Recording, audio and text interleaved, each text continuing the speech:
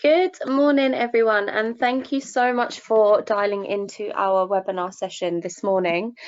This morning's session is actually the last one in our current series. I know that some of you have actually dialed into most of the webinars that we've had over the last few months. So thanks so much for your support. We really appreciate it, and I hope that you've managed to take something away from each of the sessions that you have joined.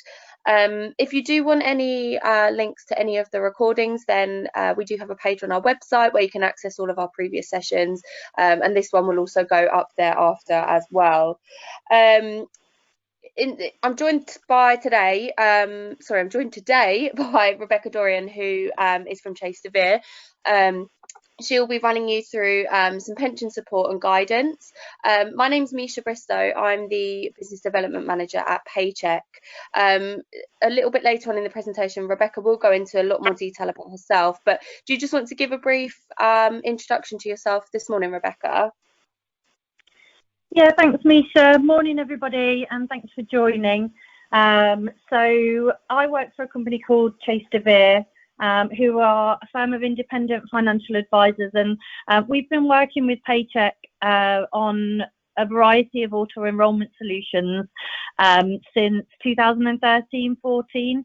We're really proud to be one of Paycheck's trusted partners, and what that means for us really is that we're able to support clients of Paycheck to help with pensions advice, and also for our clients that have payroll needs or some of the many other services that Paycheck provide, we'll also be able to refer our clients confidently into Paycheck. So it's a really happy and successful relationship, and I'm just delighted to be asked to present today.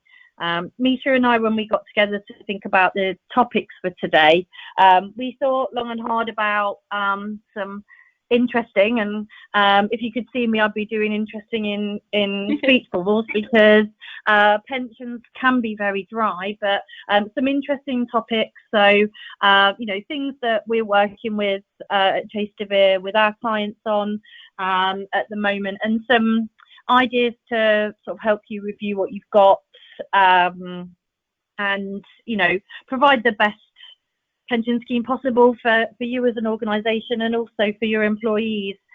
We have deliberately tried to avoid any COVID-19 topics. I think if you're anything like me, you're probably pretty fed up of listening to COVID conference calls, COVID task forces, meetings, etc. Obviously, this is something that Chase De Vere and Paycheck have extensively supported clients on. So we'll have some time for questions at the end.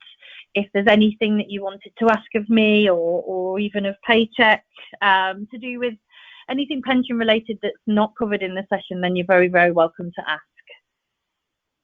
Perfect. Thank you so much, Rebecca. So just to run you through the agenda for today's session, as I mentioned, Rebecca will give you a little bit more of a background to herself and Chase De Vere. She'll run you through salary exchange and what that means. She'll also give a pension health check in relation to auto enrolment. Also be discussing employees approaching retirement, how to support them, and any questions that you might have around that. Obviously feel free to pop those through, because at the end there will be time for a question and answer session. So if there is anything that comes up in the session today that you want to know a little bit more about, then please feel free to send anything through that you do have. So without further ado, Rebecca, over to you. Thank you. And I would just add to that agenda and that introduction really that the purpose of the topics that we've chosen is to give you top tips and things to look out for, and where to get further information. Chase De Vere and Paycheck can support you with all of the items that we're discussing today, but I really want to be clear that the purpose of today isn't me trying to sell you our services or get you on board with as clients of Chase De Vere. Although, if you wanted to contact Chase De Vere to provide support with any of these areas, then you would be very welcome to do so. Today is about sort of explaining some opportunities, and I have given you some very impartial, you'll see as we go through, some very impartial links and opportunities to get further information. So if this is something you want to look at without the support of Chase De Vere, then you will be able to do that. So I hope you don't feel like today is about selling. It's very much about information to you and support.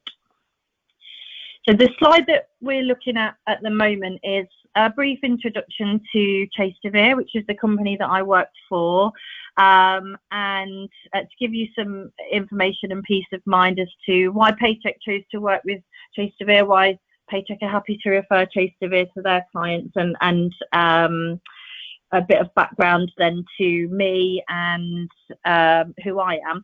So one of the proudest things that all Chase De Vere advisors are happy about talking about is the fact that we are independent. Chase De Vere are independent financial advisors, and that we can provide advice to both employers and to employees and individuals. One of the key things about being independent is that we're not tied to or restricted to any one product provider or product. So we feel that means that when we're approached either by an employer or an employee or an individual for a specific advice need, that's something that we are able to resolve for them and able to resolve in the best possible and most suitable way for that individual. We have two clear divisions of the business. So we have the corporate division, which I work for, and my area of specialism would be advising employers. And then we have the private client division, whose specialism would be in advising employees and individuals. And we think that works really well as a business because it enables me, whilst my qualification level would allow me to advise individuals, it just allows me to focus on having extensive legislative and product knowledge on the corporate side, and really not trying to be jack of all trades when it comes to advice. So I am, for my sins, pension specialist, but I just think that it makes my life easier and just makes the advice of a high quality. Chase De Vere are owned by Swiss Life, so we're again proud to have the financial backing of a very large organisation, and that's just meant that, especially in uncertain times as we are now, that Chase De Vere have been able to continue with relatively little pressure from our parent company, which has made life a lot easier during lockdown. So that's a great place to be. You can see at the bottom there, some of the awards that Chase De Vere have been involved in, and the one that I'm most proud of, and we'll come on to that in the next slide on as well, but one of those awards was me. So last year in the Women in Financial Services Awards, I was delighted to be the winner of the most inspiring returner in 2019. I laugh because it's almost embarrassing sometimes to celebrate your success, but I am really, really proud of that award because it's all to do with the work that I've been doing in conjunction with Chase De Vere to try and encourage more females into the financial advice sector.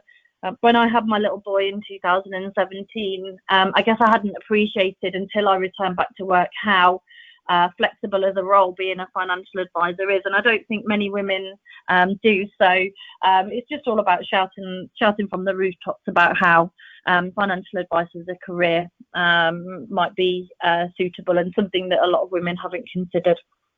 If you could move on to the next slide for me, Misha, you'll see that I have been an advisor with Chase De Vere since 2001. So piece of the furniture, seen a lot of changes throughout my time, but I've never really felt the incentive to look elsewhere. Chase De Vere are a fantastic company to work for, very supportive of their employees, and that really just enables us to pass on that and provide a comprehensive service to our clients. Sorry, my computer's just decided to lock.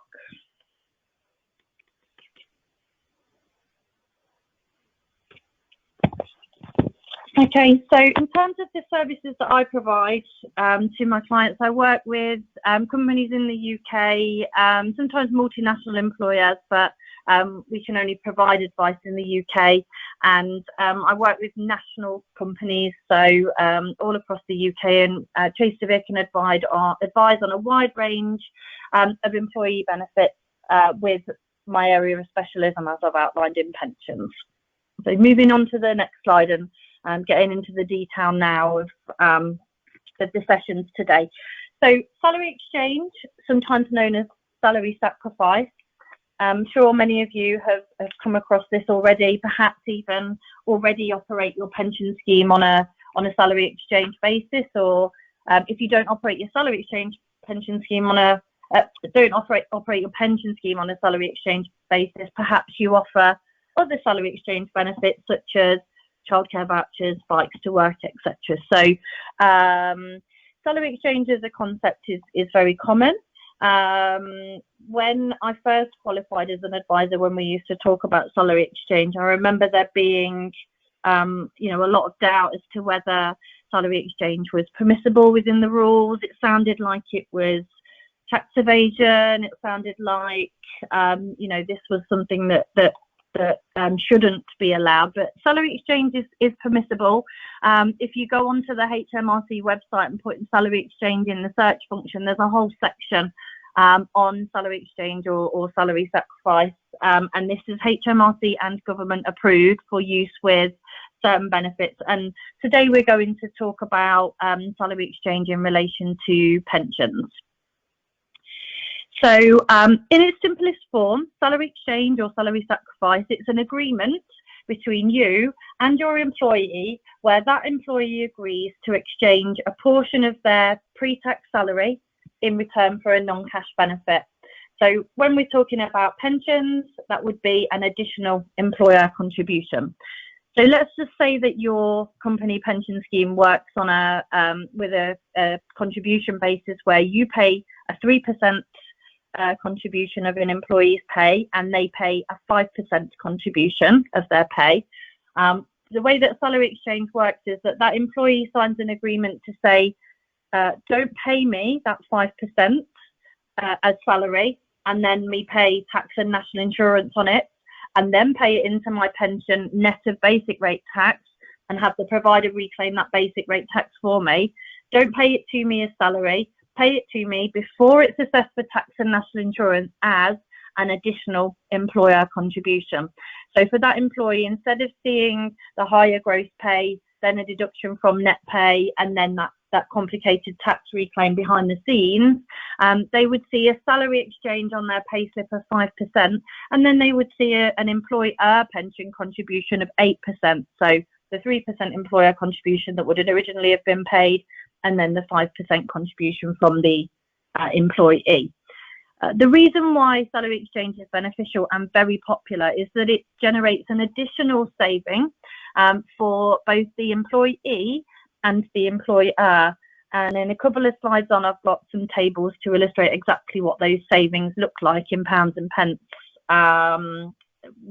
which you'll be able to use if you want to look at a cost saving exercise. But the additional saving for the employee is the national insurance.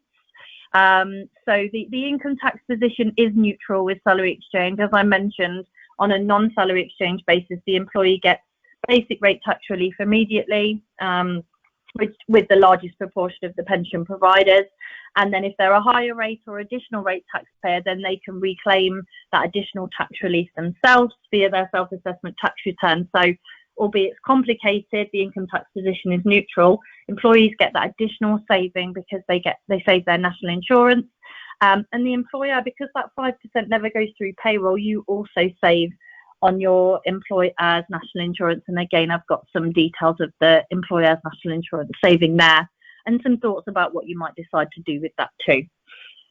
So this is a simplified and easier way of making contributions, and as long as it's communicated correctly, then launching a salary exchange program to employees shouldn't be a daunting exercise. This is something now that's been running and operating for a long time, so we generally find with the proper communication, with examples of pay slips and that sort of thing to help bring the salary exchange to life, that this is something that goes down really, really well with employees. So moving on to the next slide, if I may. And when we launch salary exchange schemes, an employee, one of the most powerful tools from an employee's perspective is looking at the savings on their behalf, but also their pre and post salary exchange pay slip, because what they tend to find, especially if you structure salary exchange to mean that the employees have a higher take-home pay, so the national insurance saving is theirs, that their post-salary exchange payslip would show a higher net pay than their pre-salary exchange payslip, and that's always going to be a positive from an employee's point of view. You can see there on the table that I've calculated for you what the employee's salary exchange saving would be. So national insurance saving only for participating in salary exchange based on a variety of different salary bands. So the average salary in the UK now is just over £30,000. So if I was an employee earning 30,000 and I was paying a 5% pension contribution into my plan by a non-salary exchange, and that flipped over onto salary exchange, then I would see an annual saving as a result of the salary exchange of £180 per annum. And you can see that we've worked out different percentages, hopefully to enable you to apply that to your workforce and calculate the typical employee savings there.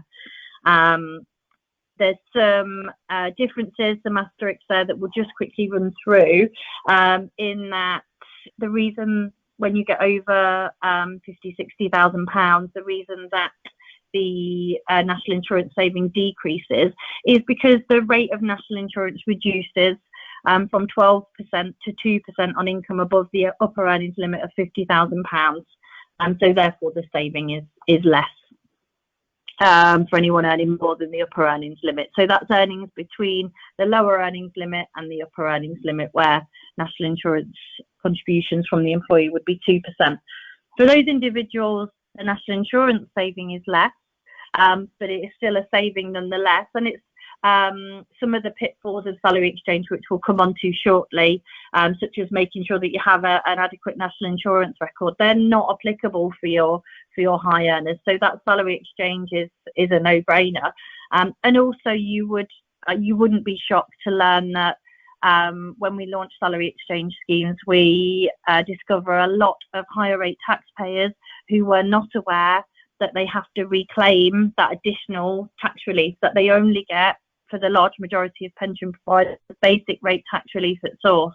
And if they're a higher rate taxpayer, that's their responsibility to reclaim any additional tax. So salary exchange means reduced simplification for your higher earners because they don't have any income tax to reclaim at all. That's immediate. So very positive from their point of view. If we move on to the next slide, we can see a calculation here of the annual employer savings as a result of your employees participating in salary exchange. So for the same salary example that we reviewed in the last slide, so somebody earning 30,000 and paying an employee pension contribution of 5%, that would generate an annual employer saving of £207 for that individual employee. And what we do often find with salary exchange is that a lot of employees might divert the saving that they've made in national insurance back into their pension scheme to help bolster their pension. And obviously that just then increases the employer's national insurance saving further.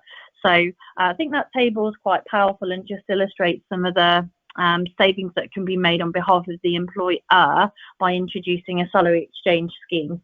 Now, in terms of that saving, you as an employer, you can decide how to use that.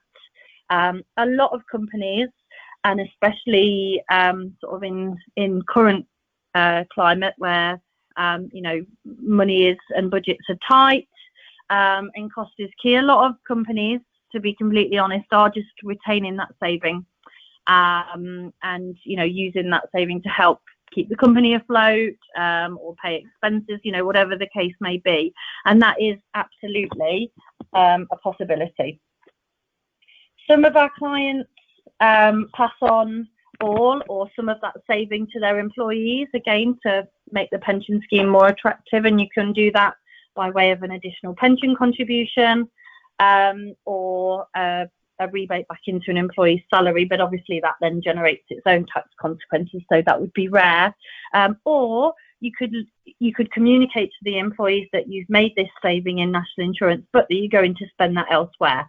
And again, that's common. So you might decide to increase your benefits. I had a client recently who introduced salary exchange and then was able to use the annual saving that they've made, because this is a saving every year, to increase the salary multiple on their company life insurance plan. So prior to salary exchange, they had a benefit of 2 times salary, and they were able to pay for the cost of increasing that to 4 times salary. So great news message for your employees in terms of simplifying things, generating a cost saving for them, but also being able to enhance benefits as a result. We see a lot of the salary exchange spends being used on also improving employee engagement. So you might decide that you've saved X amount of money a year and you want to improve your employees' understanding of how a pension scheme works and what they're likely to achieve at retirement, that sort of thing. So loads and loads of options that you could look at with the saving that you make with national insurance, and not something that you would need to make a decision on now. Just be aware that the saving is available and it's something that you have complete control over. If we move on to the next slide, I've listed here some important considerations to look at when you're implementing a salary exchange scheme, especially in relation to pensions. And if you work with a financial advisor, they'll include all of this within the project plan when they work through with you. That this is before you implement salary exchange. These are all items that you would want to consider, especially when you're doing an analysis of your workforce. So just be very considerate of any employees with earnings close to the national minimum wage, national living wage. So that's currently £8.72 per hour for anyone aged 25 or over. It is unlawful for you as an employer to pay your employees less than the national minimum wage, and that includes reducing salary for the purpose of paying pension contributions. So you need to highlight anybody with earnings close to the national minimum wage, and they wouldn't be a suitable candidate to participate in this type of arrangement. You also need to look at employees with earnings at or close to the income tax personal allowance of £12,500. The reason why that's important, and a lot of those will be included in the first category as well, but one of the reasons why that's important is that we don't pay tax in the UK on our earnings from zero, income tax on our earnings from zero up to £12,500. But if we pay a contribution from our net pay, from our net pay into the pension scheme, the pension provider will automatically gross that up by 20%, reclaim the 20% tax. There's no income tax test. So for those employees, they're actually getting income tax relief when they're not paying any income tax. And if you put them into salary exchange, okay, they're not paying any income tax, so they don't get any relief, but that pension contribution isn't grossed up, so they end up with less in their pension than they would have done with a higher cost to them. So important consideration there.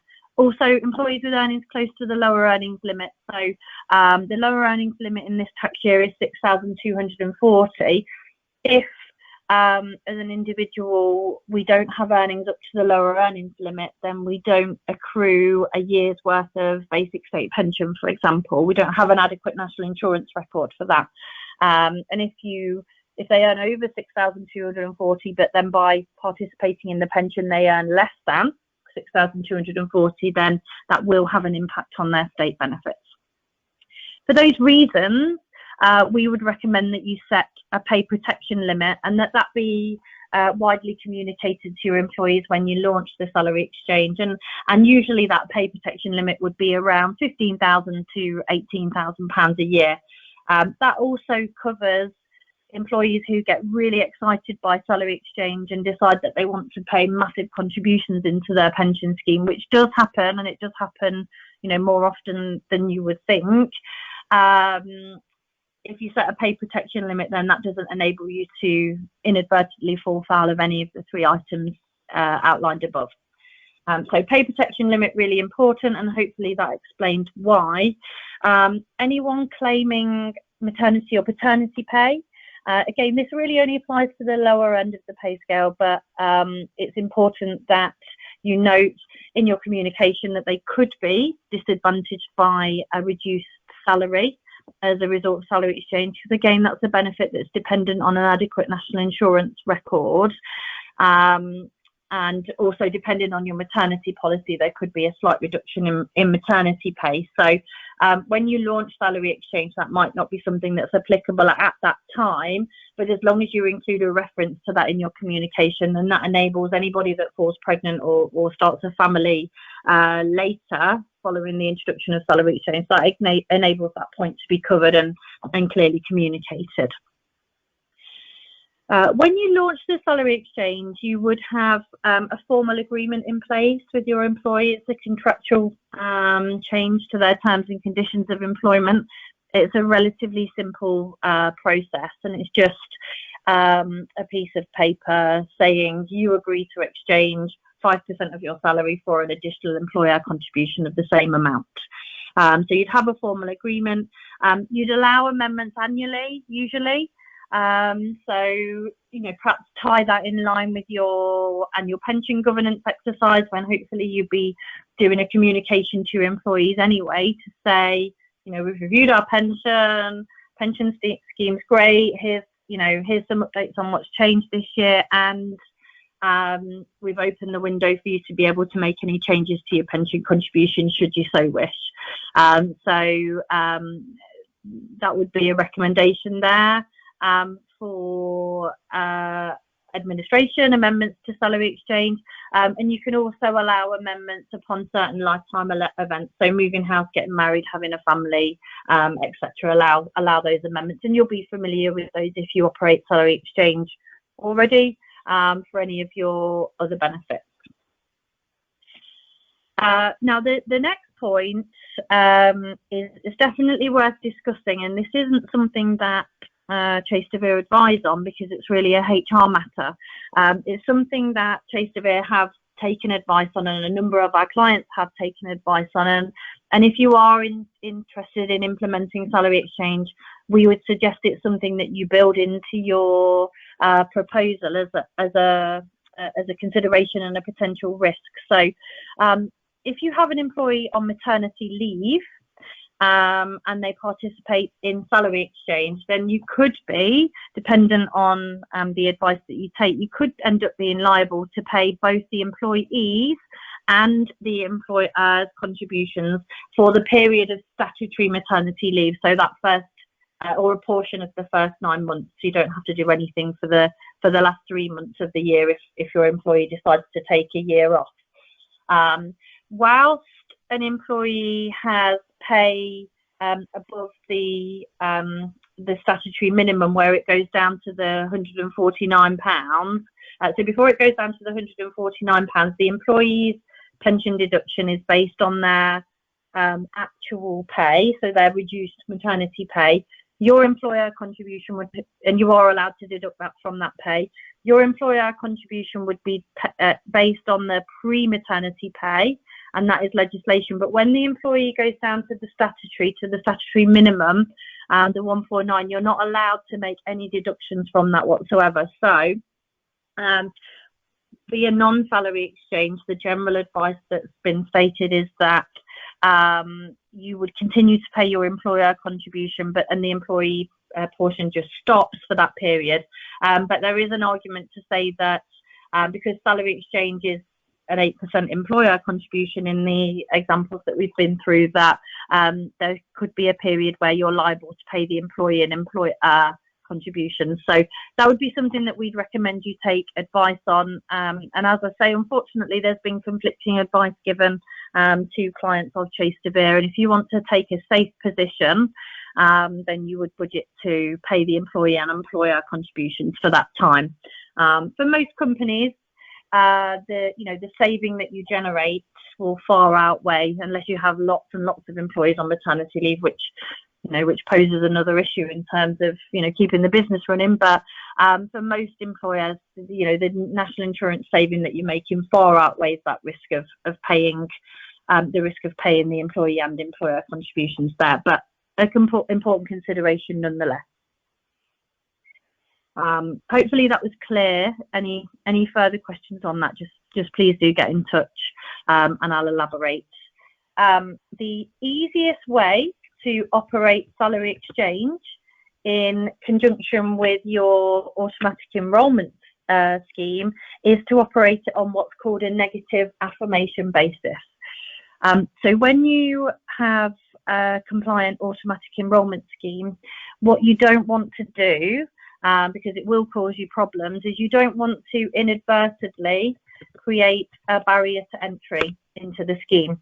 And a barrier to entry could be offering your employees a choice of something before you automatically enroll them.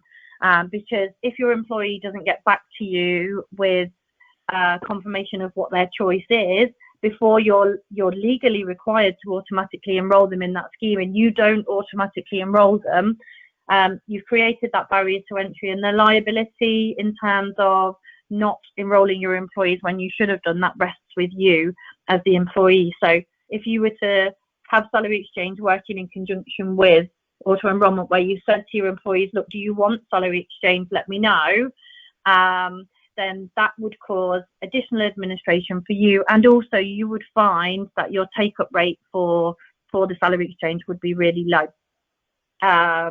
So what most of our clients do to remain compliant with the legislation and just make life as easy as possible in terms of the salary exchange launch is that they offer on a negative affirmation basis, which means that the employee is communicated as being enrolled into the scheme on a salary exchange basis, unless their earnings are below the payment protection limit, and then they would be excluded. But they're joined on a salary exchange basis, and then they have the option to opt out of salary exchange in the future if they wish. And they can opt out of salary exchange, but not opt out of the pension if that's something that they want to do. But when you operate the salary exchange on that basis, you'll find a really high take-up rate, upwards of 95%. Most of our clients have 100% participation in salary exchange with a proper communication. So in terms of administration, that is the easiest way to operate the salary exchange, and something that you might want to consider in the future. Okay, so the final slide then on salary exchange, if we move on, just gives you some impartial links there on where you might want to obtain further information to investigate this further. So you've got the Pensions Advisory Service, and that's an independent organisation that will provide free information and guidance on how pensions work. So if you go on there, put in salary exchange, they'll give you explanations, example pay slips, things that you might want to use to communicate salary exchange to your employees. Money Advice Service, so that's the industry regulator and the Financial Conduct Authority explaining the benefits of saving into the pension, and there are articles in there which are specifically linked on salary sacrifice, salary exchange schemes. So again, useful information, and we give these to employees as well, these links, to put their mind at rest and give them impartial links to be able to get more information should they need it. Your HMRC guide, which confirms that salary sacrifice is approved by HMRC, is shown in the third link. And then you are obviously very welcome to contact me to discuss how Chase De Vere might be able to help you implement and communicate salary exchange for your staff. We've implemented salary exchange with a number of Paycheck clients, and so I know from experience that Paycheck also have a really good handle on how salary exchange works and what changes would be needed to make monitor your employees' pay slips to make sure you're compliant in that sense. So obviously also recommend that you discuss any requirements to move to salary exchange with Paycheck before you hit that button, just to make sure that they've got everything correct and set up for you in the background, so that they can support you also. Okay, so moving on to the pension health check service. And really, before I explain how to do a health check on your company pension scheme, how to make sure that you have the best chance of success if you are audited by the pensions regulator, I just thought it was important to do a very quick recap of auto enrolment legislation. To bring everything into context. So every employer in the UK with one or more employee, you have to have a qualifying workplace pension scheme. You'll all, I'm sure, be familiar with that. Your duty start date, that would be the date that you needed to comply with automatic enrolment legislation. And then you have a re-enrolment date, which is every 3-year anniversary of that duty start date. Your employees need to be assessed, and they need to be assessed every pay period. And Paycheck will be able to help with that if you want them to. The reason why employees need to be assessed is that you need to be able to determine whether you have employees who need to be automatically enrolled. So do they meet the specific auto enrolment criteria? If your employee meets that criteria, then it's your responsibility to automatically enroll them into a qualifying workplace pension, and there must be employer contributions and employee contributions to meet the minimum legislative requirements. Once you've automatically enrolled your employee, they can opt out. They can opt out within 30 days, and it's your responsibility as employer to make sure that you send the statutory communications at the right time, and the statutory communications give your employees all the information that they need to be able to decide whether they want to opt out or not. And then your ongoing responsibility as an employer means that you should monitor employees, and so previously ineligible employees, to make sure they're enrolled when they should be. Again, Paycheck will help with that with their assessment service. You need to make sure that your chosen pension provider and your default fund, because your employees are being automatically enrolled into a particular fund, make sure that that remains fit for purpose. So complete an annual governance exercise usually, and also document important events, so your governance meetings, any employee communications, engagement exercise, and also if you need to complete an annual scheme certificate, then make sure you document those so that you've got easy access should you need those.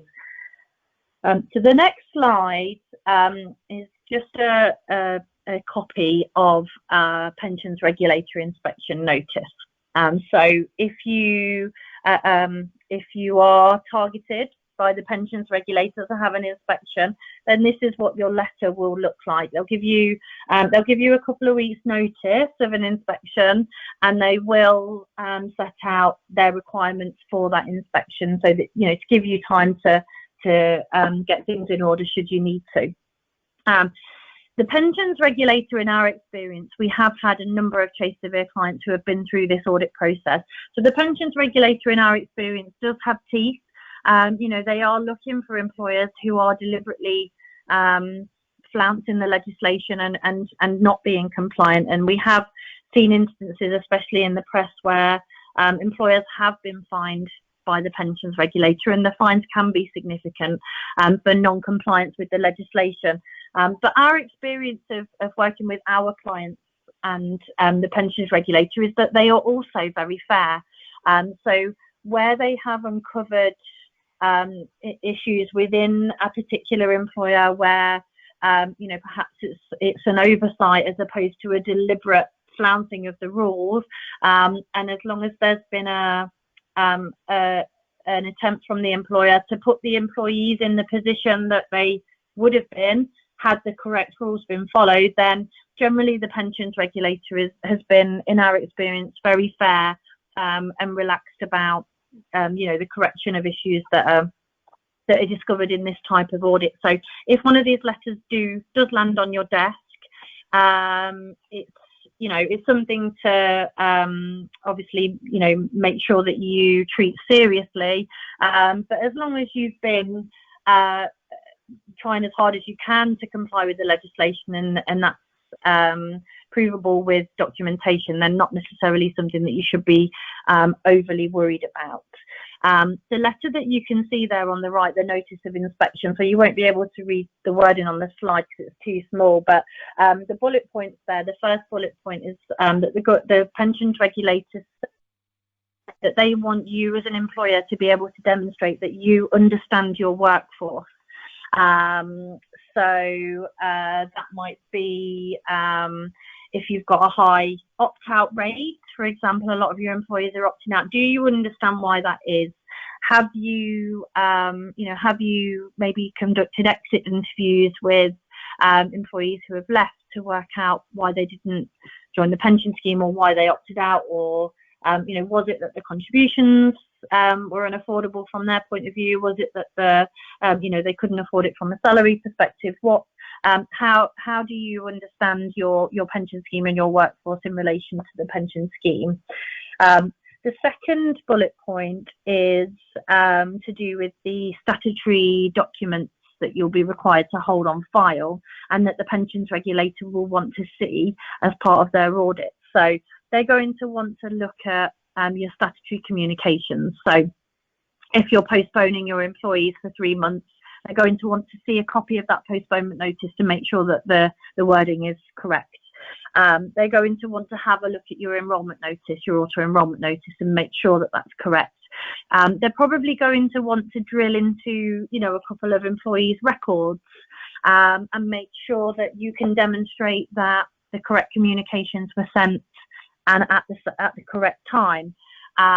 If you've completed an annual governance process, an annual governance report, then they're going to want to see a copy of that to make sure that you've taken the correct and appropriate steps to choose a pension provider and also a default fund. So the second bullet point really is in relation to the statutory documents.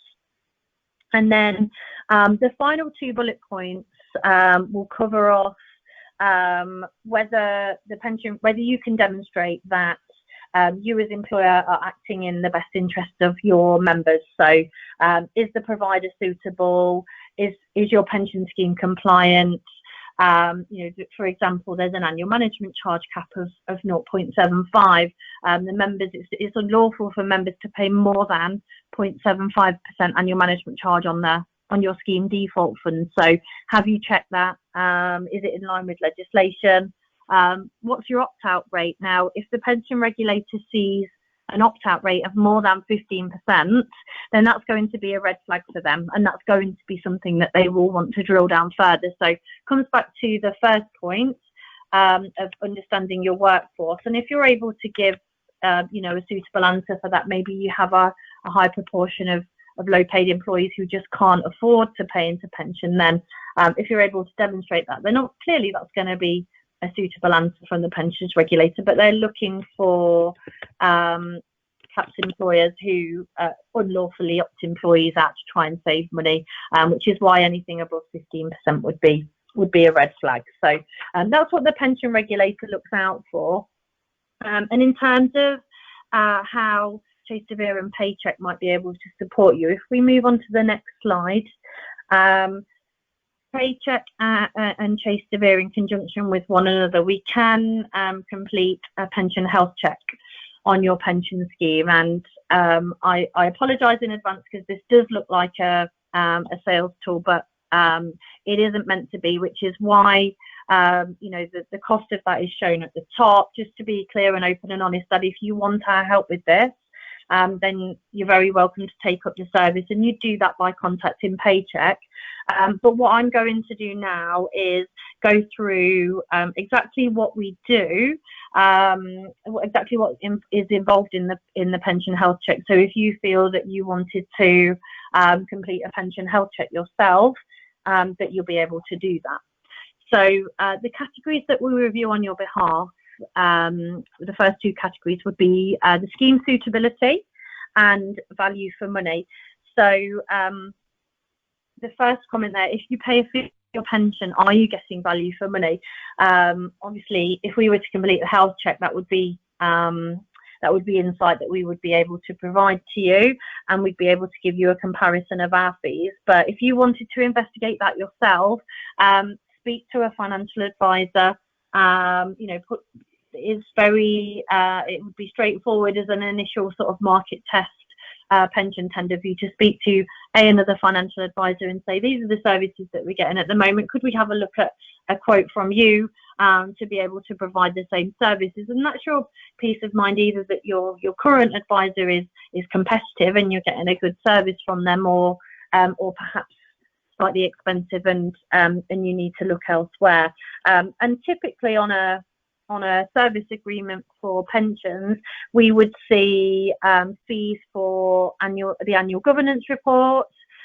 We would see usually a retainer for providing support to employees and employers. And then we'd see, depending on budgets, of course, some level of financial education to the employees and employee engagement. So if that's what's included on your service agreement, then great.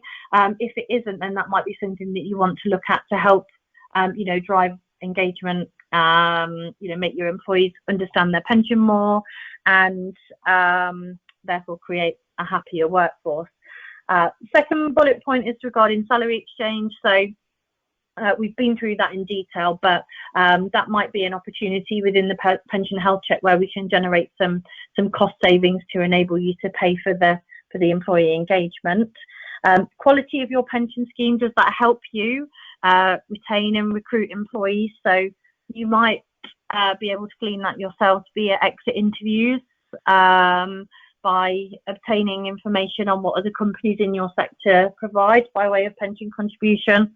The pension health check does include details of benchmarking, so you'd be able to get a sense there as to whether your pension scheme is competitive. So whether your employees value the pension contribution as well, which is the next bullet point, you can glean that from exit interviews.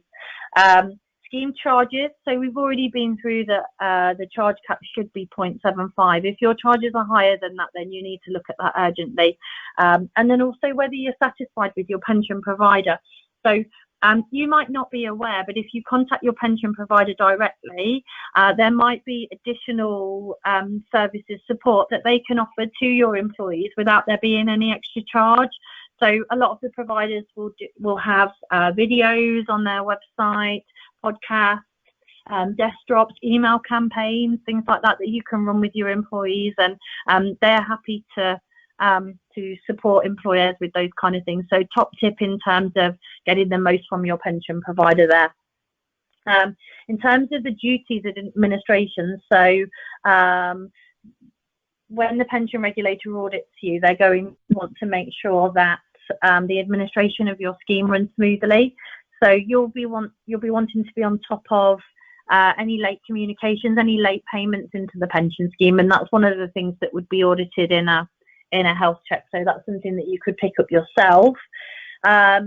And then the last point there, are you paying a fee for your auto enrolment software, and have you looked at the cost lately? And that's something where Paycheck might be able to help you. So Paycheck have a very expensive auto enrolment service that if you're not using that already, that might be something that you want to take a look at, because that will take a lot of the administration off your desk in terms of auto enrolment, and just give you the peace of mind that everything in terms of compliant, the letters of statutory communication certificates are being done, and also that they're being done on time. So something else that you might want to take a look at in terms of checking the health of your pension scheme.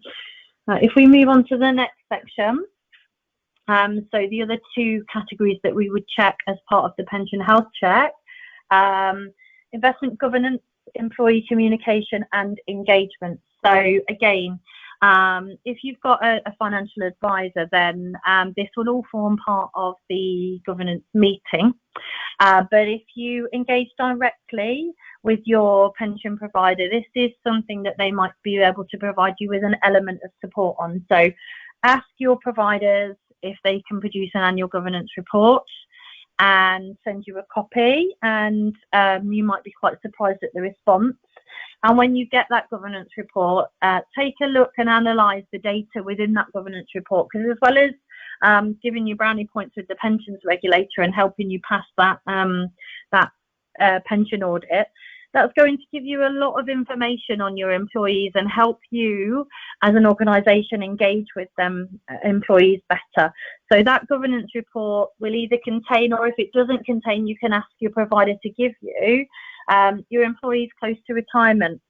A lot of the providers now will give you a list of employees and what percentage of their current salary are they tracking to achieve at retirement based on their current contributions. So, we take those statistics and we do work with employees to help work out, how much should they contribute into to be able to enjoy an adequate standard of living in retirement. And those figures are really interesting and something that, you can revisit year on year to help make sure that your employees are getting the best outcome possible from their pension.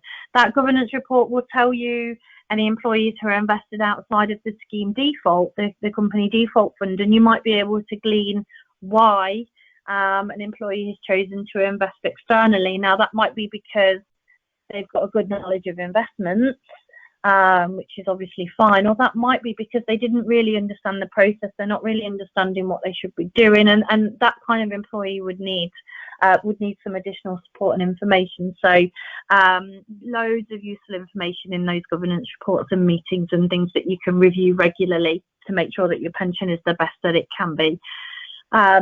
Retirement options and pension flexibility. So there was a big change in pensions legislation in 2015, which meant that the way in which employees could take money out of their pensions was completely widened, which, the objective of that legislation was to make pensions more attractive, but it does, in its nature, make pensions slightly more complicated and mean that perhaps there is an additional advice requirement for employees who are leading up to retirement. But in terms of the structure of your pension scheme and the health check, one of the things you could look at is whether your pension provider has changed the structure of their pension scheme to allow your employees to take advantage of that flexibility or not.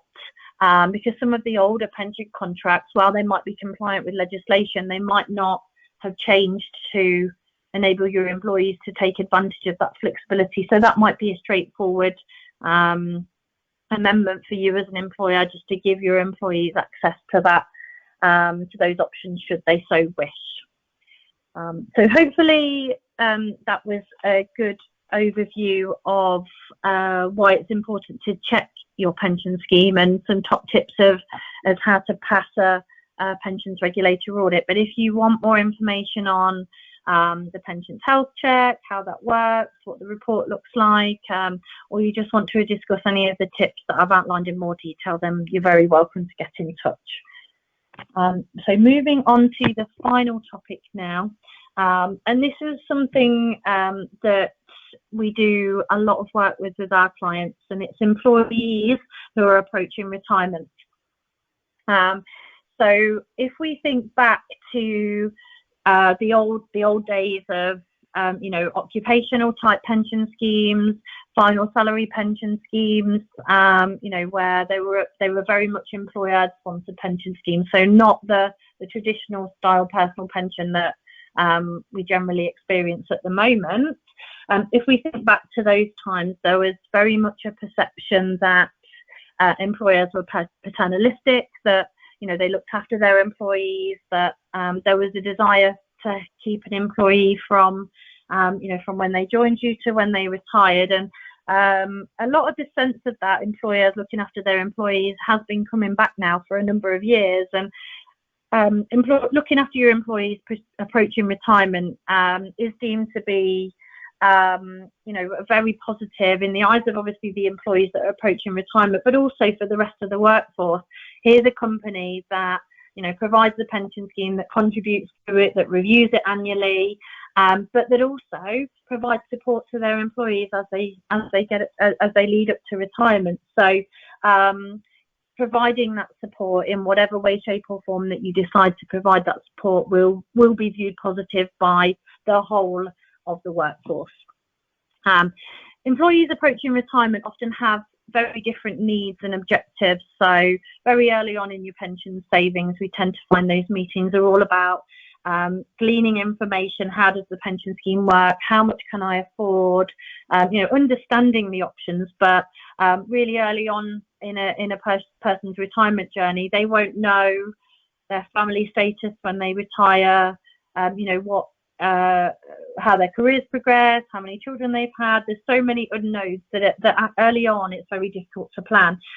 When you're coming up to retirement, a lot of those unknowns are now knowns, and it's much easier then to plan, make a plan and stick to a plan, and as long as you've got the support and you understand what you're doing, then employees approaching retirement can really benefit from this advice and support. One important consideration for employees approaching retirement is that they generally prefer to have their investments in less risky investment funds. They often have much larger pension pots, so it's more risky. They're risking a larger sum of money on the market, but also because equity is the longer term, equity should be seen as a longer term investment. If there was a significant stock market crash in the few years leading up to retirement and somebody had a heavy exposure to equities, then because they're long-term investment, they don't have the time to make good those investment losses, and they don't have the same amount of time as a younger employee. So if we think about what's happening in equity markets now, if I was due to be retiring in the next couple of years and I'd been heavily invested in the stock market, I would have seen a significant amount of my pension portfolio, this amount of money that I'd saved for over my whole life, I'd have seen a significant amount of that wiped off by the falls in the stock market. So most default funds now have lifestyle attached to them, which is designed to protect employees leading up to retirement, but definitely an education piece and something that you can say, shout about to your employees leading up to retirement. We have protected you as individuals because we've chosen this default fund that automatically de-risked and therefore protected you from these stock market crashes. So, really important and advice need there. Age discrimination no longer allows you as employers to force retirement at a specific age, or provide different benefits to employees who are of a different age. So by offering support to those leading up to retirement, it can improve the opportunity, if you want it to, for you to be able to fill their roles with younger employees and not, be stuck with an employee who maybe isn't the most suitable for that role just because you can't forcibly retire them anymore as a result of their age. So contentious topic, appreciate that last one, but from your point of view, something that is good to consider. So moving on to the next slide on employees approaching retirement, what can you do there? What can you do as an employer to support those employees? So number one, engage with your provider. They will probably have some standard communications for your employees leading up to retirement. So this is the email campaigns that I was talking about, where they can segregate your employees perhaps within 10 years and send some communications to them to offer them some guidance on their retirement options, etc. The governance process we've already been through, that will enable you to understand your workforce. So relating that back to employees approaching retirement, you'd have already identified those employees and offered them some sort of support, or you can engage with your financial advisor or a financial advisor to offer financial education. And quite often the financial education for employees approaching retirement is offered at no cost to you as employer. So all the benefits that we've discussed in terms of the positivity, paternalistic employer, looking after your employees, that can usually be done at little or no cost to you as an employer. because most advisors would offer a financial education service to those employees with the hope that they might be engaged in the future to provide, the advice around retirement, obviously with no obligation there, but that portion of advice, initial advice, would be at no cost. So hopefully that, moving on to the final slide, sorry, which is just really a summary of what we discussed. Hopefully those 3 topics gave you a good flavour of things in relation to pension that you can consider, gave you some ideas of how Chase De Vere and Paycheck might be able to help you if you want any help from Paycheck. And I believe, Misha, you're going to, my contact details are shown there, thank you, Misha, and also Misha's contact details on the bottom of that slide. So if there's anything that you want to ask outside of today's session, feel free to contact either myself or Misha. And we will hand back to Misha for questions, if that's okay. Yeah, perfect. Thanks so much, Rebecca. That was really useful and a lot of information to take away and digest. So appreciate that there haven't been a lot of questions come through, and hopefully that's because Rebecca's covered everything. But I will be sending out a follow-up email tomorrow, which will include a recording to this session. So if there is anything that you want to refer back on that Rebecca has run through today, you will have the opportunity to do so. Or alternatively, as Rebecca mentioned, both of our details are on screen. If there's anything that you would like Rebecca to support you on moving forward, then please don't hesitate to drop her an email, or you are welcome to come to me if you would like to. Rebecca, we have had one question come through. I don't know if you are happy to answer this now, but someone asked, does the LNG default scheme have lifestyling? Yes, it does. The Paycheck auto enrolment service, I presume that relates to, and if that's the case, yes, it does. Okay, perfect, thank you. As I said, if you think of any other questions after the session today, we haven't actually had any others come through. I don't know if there's anything you want to touch on any more, Rebecca, before we end the session today. No, I'm all good, thank you. Amazing. Well, thank you so much. As I said, I'll send a follow-up tomorrow. But yeah, I really appreciate you all dialing in this morning. And hopefully we'll see you all when we start our next sessions in a few months' time. You will receive an invitation like you have done for the previous sessions before. So hope you all enjoy the rest of your day and your week. And hopefully we'll speak to some of you soon. Take care, everyone. And thanks, Rebecca. Thanks. Bye. Bye-bye.